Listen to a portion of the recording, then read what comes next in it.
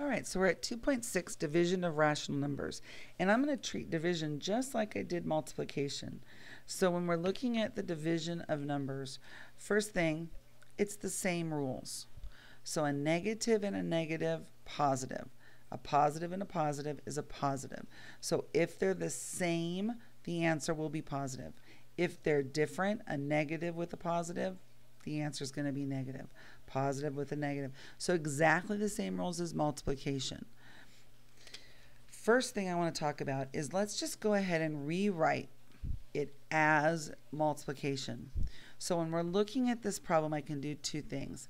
I know a positive and a negative makes the answer negative. And then I know 14 divided by 7 is 2. So my answer would be negative 2. But Mrs. Barker wants me to rewrite it as a multiplication problem. So we're going to leave the first number as a positive number, stays the same, nothing changes.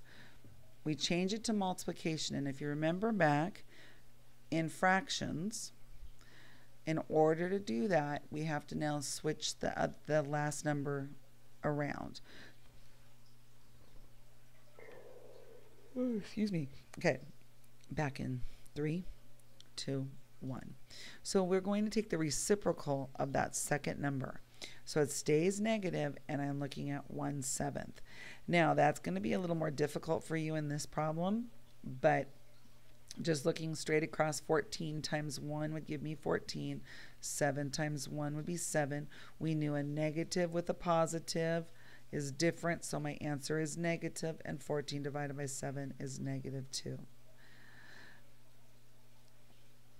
Okay, and so let's go ahead and look at that. A negative divided by a negative is a positive. 32 divided by 4 is 8.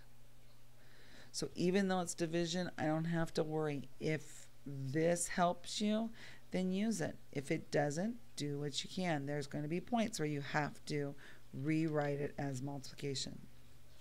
So let's look at this one. If I don't rewrite it as multiplication, I just do division. A negative with a negative gives me a positive. 21 divided by 7 is 3. Okay.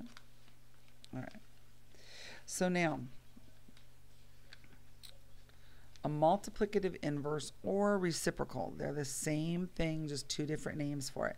For each non-zero number, rational number, a, there is one rational number, 1 over a, so that a times 1 over a equals 1. Now let's look at what that means. If I'm looking at these numbers and I'm asking you what's the reciprocal of these numbers, the reciprocal of 7/8 would be flipping it and looking at 8 over 7. It stays positive and you flip it. Same thing with m over n. It's positive, it stays positive, we just flip it. Here, even though there doesn't look to be a number, there is always a number underneath. It's a 1. So if I had to use the reciprocal of that, I would get negative 1 over 12. This one's a little more difficult because you don't use a decimal in a fraction, so I can't just put a 1 on the bottom. So what I'm going to do is I'm going to rewrite it as a fraction. This is 8 in the 10ths spot. So I'm looking at 8 over 10. If I look at the reciprocal, then I'm going to flip it to 10 over 8. So when you have that decimal, you've got to first make it a fraction, then do the reciprocal of it.